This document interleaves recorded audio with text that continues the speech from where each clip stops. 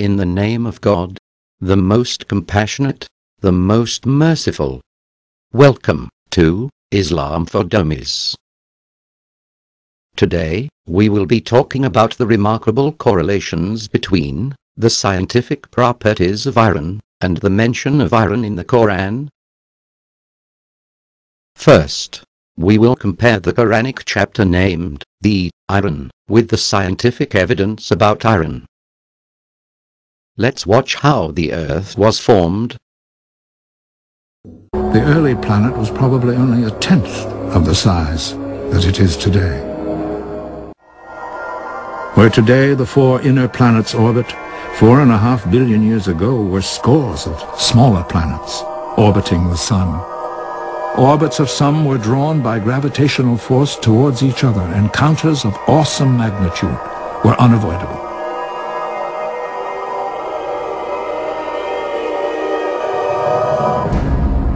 The force and heat of those collisions melted the rock, but gravity would hold the two together and then weld them into one. With each collision, the planet would grow larger. And the last impact, 4.5 billion years ago, would have a profound effect upon our world.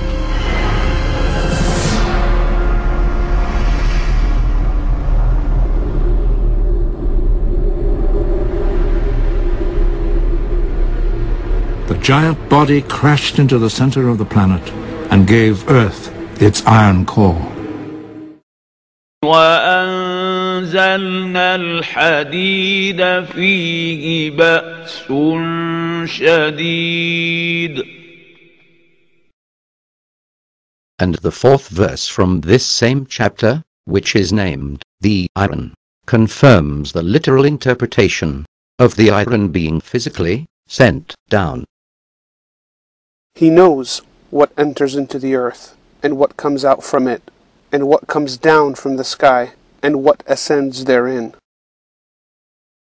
Not only does the Qur'an state the fact that iron was sent down, but, remarkably, the iron chapter is in the center of the Qur'an, as chapter 57 of 114, just like the iron core is in the center of the earth. Let's watch another demonstration. At the Earth's center is a massive ball of iron, known as the core. An outer core of molten iron swirls around it.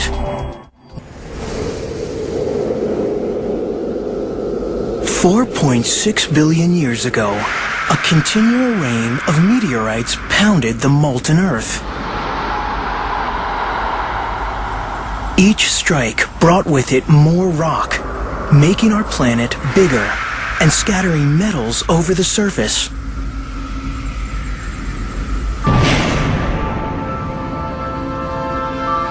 Then, a giant asteroid struck.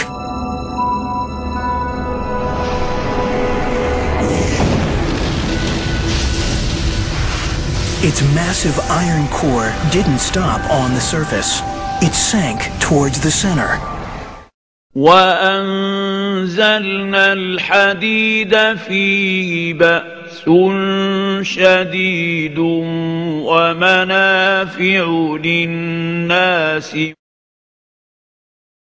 Ronald Merman explains the benefits of Earth's iron core in his book, Our Almost Impossible Universe.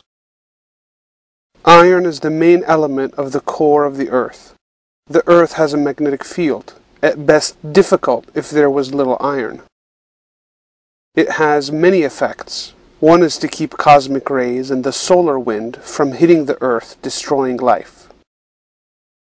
He also explains the benefits and strength of iron. We exist because of properties of iron, and of physical laws that give it the greatest binding energy, the most tightly bound of all nuclei. Our earth has iron, a suitable amount, not too little, not too much. Furthermore, iron is a vital constituent of plant and animal life, and works as an oxygen carrier in hemoglobin. as a result, while all metals are formed in space, the Qur'an correctly emphasizes the strength and benefits of iron, whose unique properties are essential for life on earth. Second, we will examine 4 of the astonishing numerical codes in the iron chapter of the Qur'an. Number 1. The numerical, abjad, value of this chapter's title, Al-Hadid, is 57, which matches its chapter number, in the center of the Qur'an, like the iron in the center of the earth. Number 2. The numerical, abjad, value of the word iron, hadid, is 26, which is iron's atomic number, or its number of protons. When we count the basmala, which is the opening verse, considered by many scholars to be a numbered verse, we get number 3. The 25th verse stating that the iron was sent down increases to 26, which again coincides with iron's atomic number. And also, number 4. The chapter's total 29 verses increase to 30, which is the number of neutrons in iron's most abundant isotope, Fe56. In summary, the Qur'an contains stunning numerical codes for the iron chapter in the center of the Qur'an, like the iron in the earth's core, iron's atomic number, in 2 instances, and the number of neutrons in iron's most abundant isotope. Third, we will examine the false claims of people trying to refute this verse. Opponents of Islam claim that the unearthly origin of all iron was common knowledge in the 7th century, but this is a fabrication.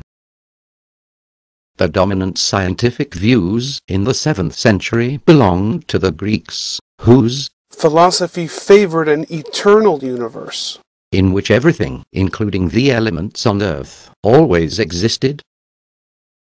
More importantly, the dominant Greek belief was that all matter is composed of 4 elements: air, earth, fire, and water. The Greek concept of an element was accepted for nearly 2,000 years.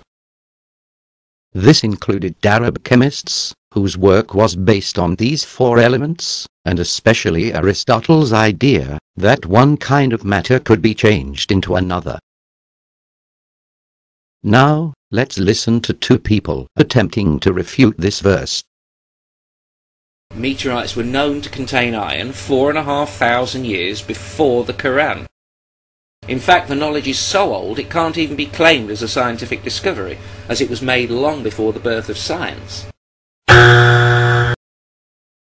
As we saw earlier, the dominant view was that, of the Greeks, that all matter formed on earth, from the 4 elements. Furthermore, this false statement is an insult to pioneering scientists like Fred Hoyle, who was the first to theorize, in 1946, that collections of very hot nuclei in stars can assemble into iron. Let's hear another objection. It was common knowledge that meteors containing iron fell to Earth from space. The ancient Egyptian word for iron was metal of heaven.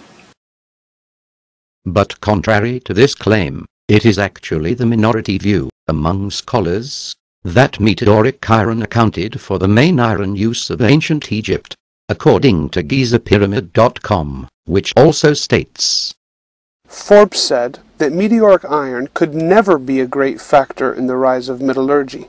More scholars today tend to agree with Forbes.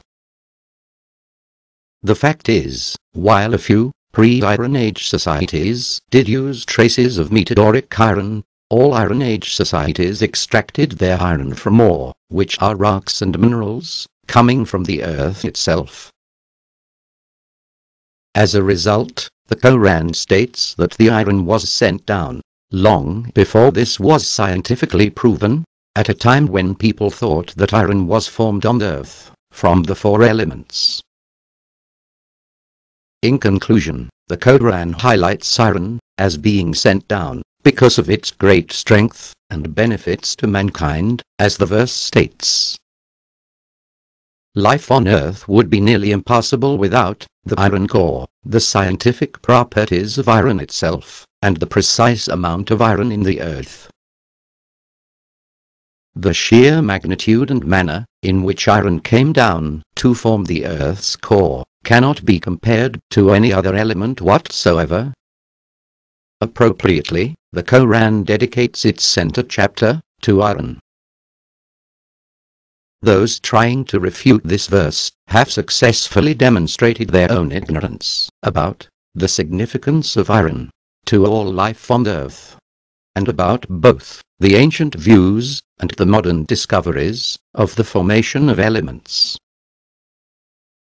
We sincerely hope you enjoyed this episode of Islam for Dummies, and we hope to see you again next time.